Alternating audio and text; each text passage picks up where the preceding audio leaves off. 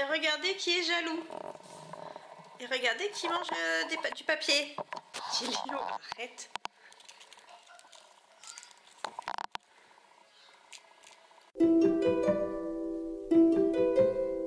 Hello, c'est Marie Astrid, alias Ketos, sur les réseaux. On se retrouve pour la dernière semaine de vlog. Parce qu'au final, je pense que je vais vous faire un petit podcast.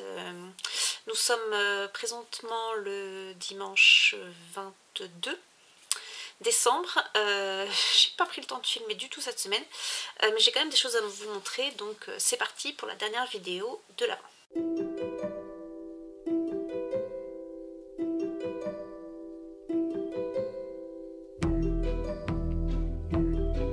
Les fêtes n'ont pas déjà commencé que mon corps me dit tu as déjà mangé trop de sucre. Alors, je suis contente, j'ai terminé mes deux projets de l'avant. Donc le premier, c'est le châle Easy Shade of Winter d'Emilie de Croche Tamaille. Elle en reparle d'ailleurs dans son dernier vlog que j'ai regardé ce matin. Voilà, un grand châle en déca. Un châle doudou comme elle dit. Et c'est vrai qu'il est doux. Alors, je sais pas comment elle arrive à le mettre elle, vu qu'il doit être un petit peu plus souple, vu qu'elle le porte beaucoup. Il va tenir chaud. Un grand châle doudou comme ça. Ou alors tout simplement porté sur les épaules. Hop. Si j'ai le temps, je vous ferai un autre plan. Hop. Mais il est vraiment très grand et très beau. C'est du fil Deka Single de la Febalo. C'est le kit de Noël de 2021. Le crochet recommandé c'est du 5 et moi je suis descendue en 3,75. Et ben rien que comme ça, j'ai perdu la yarn chicken. Au début je faisais la maline, là je me dis ah c'est bon c'est bon. Alors j'ai fait des ajustements du coup sur le patron. Alors normalement cette section là elle est que en couleur C.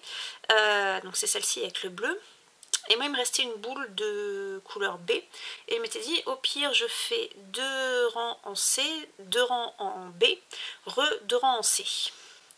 Ça faisait ajouter 2 rangs mais ça me paraissait pas insurmontable. Et au final en cours de route j'ai changé mon fusil d'épaule et j'ai fait 1 rang C, 2 rangs B, 1 rang C. Comme ça moi ça faisait une sorte de gradient, il n'y avait pas trop de changement dans la couleur quoi. Et bah je suis contente d'avoir fait ça. Parce que au final, sur le dernier rang de C, j'ai pas eu assez de fil. J'ai hacké le truc pour faire au moins les mailles twistées et un rang de plus histoire de faire propre et pas juste le rang de bride twisté. Mais là j'étais un peu juste et je me dis du coup si j'avais utilisé le fil pour les 4 ben, j'aurais pas eu assez. Par contre pour les derniers rangs de bleu j'ai pas eu assez non plus. J'ai hacké le truc en faisant des demi-brides et je suis contente du résultat. Ça fait une sorte de petite taille corde.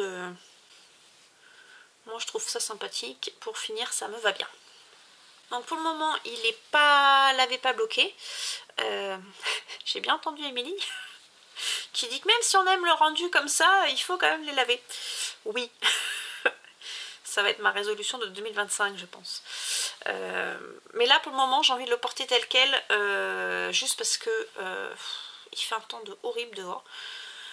C'est humide, il vente, tout ça, j'ai pas du tout envie de laver de la laine maintenant.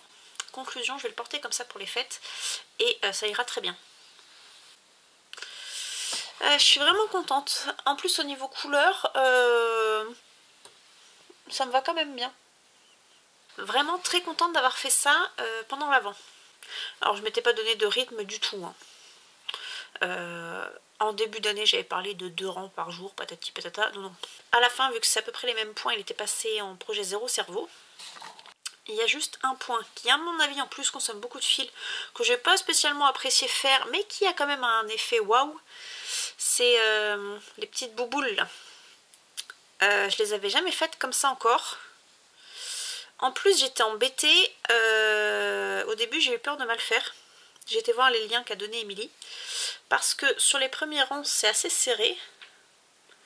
Et au fur et à mesure on a l'impression que la tige se voit de plus en plus. Et en fait non, j'ai re-regardé le châle d'Émilie. C'est la même chose, c'est juste qu'en fonction de comment il est porté ça se voit plus ou moins. Mais j'ai pas fait de bêtises. Et par contre ça c'est un point qui consomme pas mal. Donc voilà, très contente de ce projet terminé.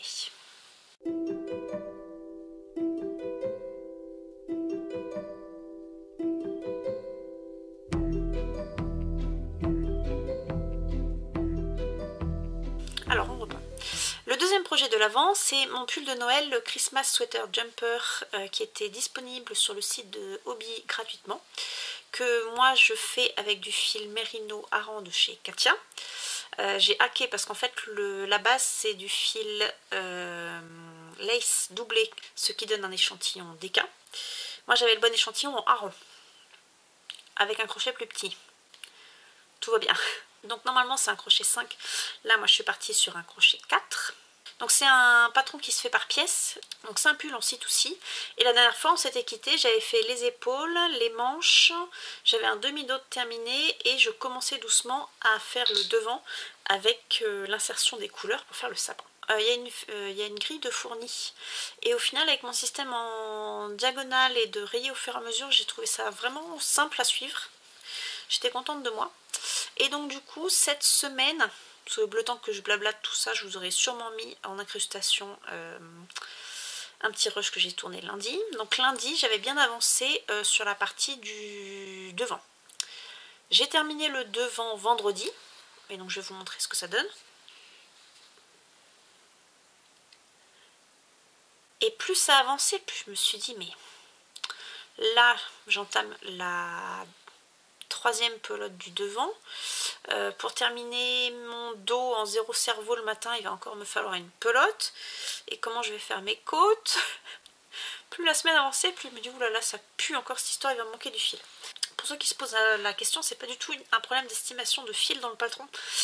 C'est juste que moi j'ai changé de type de fil et donc forcément ça fausse tous les calculs et que je devais pas être réveillée quand j'ai fait ma commande. Normalement c'est du fil lace doublé pour faire un échantillon en DK et moi j'ai pris du fil Aran. Ça n'aide pas. Conclusion, Maurice mardi il est reparti à me chercher 3 pelotes que j'ai pas payé. Je suis contente parce que je les ai eu avec mes points fidélité. Bon, au final je les ai payés quand même, mais sur le moment j'étais contente que les points fidélité servent à ça. Et donc je suis contente du rendu, vraiment. Conclusion, vendredi, j'avais toutes les parties terminées. Il restait l'assemblage et les côtes à faire. Alors la couture en point jersey, ça m'emballait pas du tout vendredi soir. Donc j'ai hacké le truc et donc j'ai commencé par faire les côtes au bout des manches sans les avoir cousues. J'ai fait la technique d'Emilie de mettre des marqueurs de mailles pour faire des coutures provisoires. Donc j'avais fermé ma manche avec là un marqueur et j'ai commencé les côtes. Alors les côtes normalement elles sont pas faites comme ça. On fait un système de... Je sais plus comment c'est, si c'est de la demi-bride ou de la maille serrée. En tout cas, on fait des côtes en crochetant dans le bras arrière et au fur et à mesure.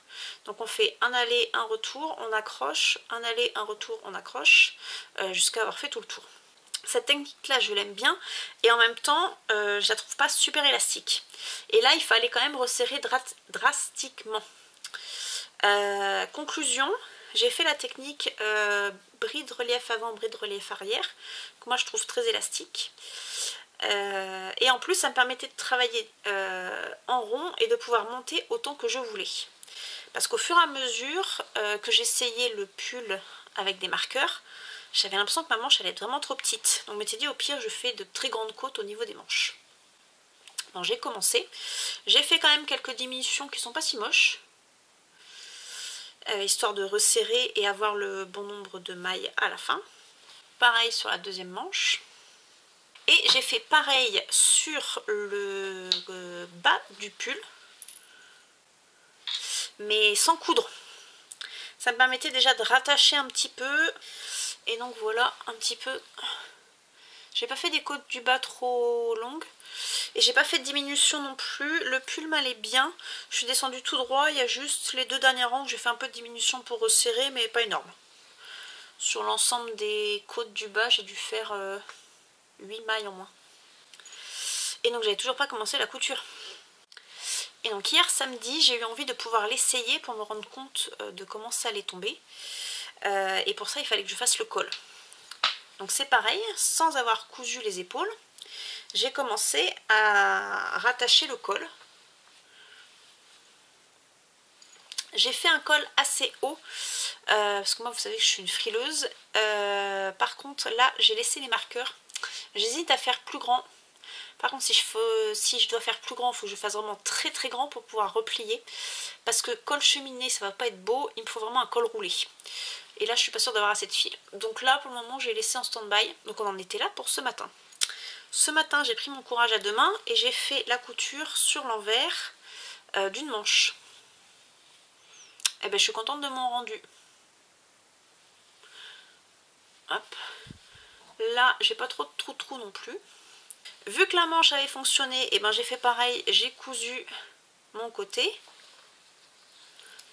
mon deuxième côté, et j'ai cousu ma manche. Donc du coup, on se retrouvait avec un gilet sans manche que j'ai pu passer. Et donc je me suis rendu compte que fallait que je continue encore un petit peu les côtes du col. Et j'ai même rajouté des diminutions derrière pour que ça resserre un petit peu. Et une fois que j'ai eu fait ça, je me suis décidée à coudre les épaules aussi. Conclusion, tout ça pour ça, il est globalement terminé. Il pèse 1 tonne, mais je suis trop contente de l'avoir fini. Bon allez, je vous le passe. Bon, terminé, j'ai des fils qui traînent de partout parce que j'ai hacké un peu ça. Je suis capable de reprendre les côtes à chaque étape si jamais j'ai besoin d'en refaire. Mais il est terminé. Alors, comment je vais pouvoir vous le montrer? Bon, vous regardez pas trop le bordel autour de moi. Tadam! Qu'est-ce que je peux mettre dans ma main pour faire la blague? Comme ça, ça fera ma petite vignette. Un truc de Noël. Bon, ça se trouve, ça donnera rien, mais tant pis. Alors, je suis vraiment contente. Alors oui, Sabine m'a dit qu'il faisait pas si kitsch que ça. Et ben non, moi je suis contente. Pour un pull de Noël, c'est quand même assez sobre. C'est pas au goût de tout le monde, mais moi, je l'aime beaucoup. Je suis contente d'avoir resserré les manches, ça resserre mais pas trop. Elles sont pas si petites que ça. Je pense que j'ai fait quelques rangs de plus que prévu, mais globalement, non, vraiment, je suis contente. J'avais peur de me retrouver avec des côtes commencées ici, mais non. Donc le patron est vraiment sympa. Si jamais je veux en refaire un, et ben faut que je note que j'ai besoin de beaucoup de pelotes, mais vraiment, au niveau taille, moi je le trouve très bien. Là, il tombe bien aussi. Non, vraiment, je suis très contente de ce patron. Surprise de la construction, mais vraiment c'est top. Et donc là, vous voyez ce que je vous disais. Si je rajoute un col, il faut que je fasse assez haut pour que je puisse le replier. 1, je suis pas sûre d'avoir assez de laine, et 2, je suis pas sûre que ça aille bien avec le reste du pull. Parce que là, globalement, on est assez proportionnel entre les manches, le col. Je crois qu'il manque 1 ou 2 rangs sur le bas, mais globalement ça reste assez proportionnel. Donc je pense qu'on va rester comme ça. Programme de ce soir, rentrer les fils, faire la petite étoile et voir comment je peux l'accrocher. À mon avis, ça va finir avec une épingle à nourrice. Ça tombe bien, je l'en ai récupéré de mon calendrier de l'Avent. Et puis c'est déjà pas mal.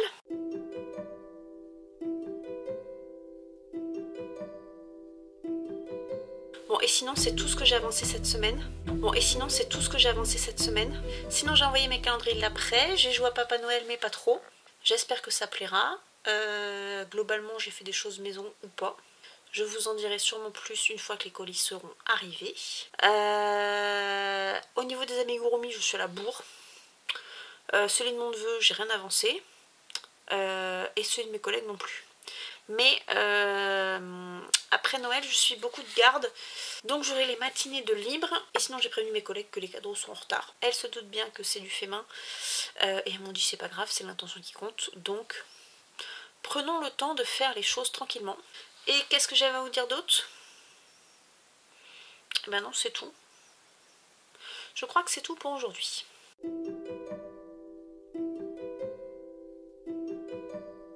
Je vais rester avec mon pull et mes marqueurs qui traînent pour faire cette conclusion. La conclusion de cet avant, c'est que ça s'est pas passé du tout comme prévu. C'est pas que j'étais pas dans l'ambiance, mais je sais pas, il y avait une autre atmosphère qui flottait. Mais c'est pas grave, j'ai fait autre chose, j'ai profité différemment. C'est la vie, c'est comme ça. J'espère que vous avez passé un bon moment en ma compagnie, même si au final j'ai un peu spoté par-ci par-là. Je vous remercie en tout cas d'avoir répondu présent. Ça m'a fait plaisir de partager avec vous ces moments de l'Avent et de vous lire en commentaire. Je remercie encore chaleureusement Mère Noël pour ce super calendrier de l'Avent qu'elle m'a fait. Je remercie également toutes les personnes qui m'ont gâtée pendant cette période de l'Avent, que ce soit sur Ravelry, dans des commandes ou autres, il y avait plein de petites surprises. Merci beaucoup, ça m'a beaucoup touchée. On se retrouve peut-être dans une vidéo avant le 1er janvier, c'est pas gagné, on verra. Il faudrait que j'avance mon Make 9. Mais ça, Woolly Melly a décidé de faire une vidéo projet, pas forcément Make 9, mais projet pour 2025. Je vais attendre de l'avoir visionné avant de faire le mien, parce qu'à mon avis, elle va me faire allonger ma liste. Sinon, je suis à la bourre sur un vlog de croche tamaille et du fil du Grand Parc. C'est pareil, elle me donne toujours des idées, donc remettons tout à plat, faisons des petites listes, et puis après, on fait un combo. Et après, c'est pareil, moi, quand je fais des listes, je suis pas obligée de m'y tenir, mais au moins, ça donne une ordre d'idée. Et je vous ferai également le bilan de mon Make 9, des Stash 9, Restart 9 et... je ne sais plus, mais en tout cas mes projets de 2024. C'est sûr, j'ai pas tenu la cadence, mais je vais essayer de faire la même chose pour 2025, histoire d'alterner les différents projets et essayer toujours de vider un petit peu l'atelier. Et bien c'est tout pour aujourd'hui, je vous souhaite de nouveau le meilleur pour cette fin d'année 2024. Prenez soin de vous et de ceux qui vous entourent. A très vite, bye.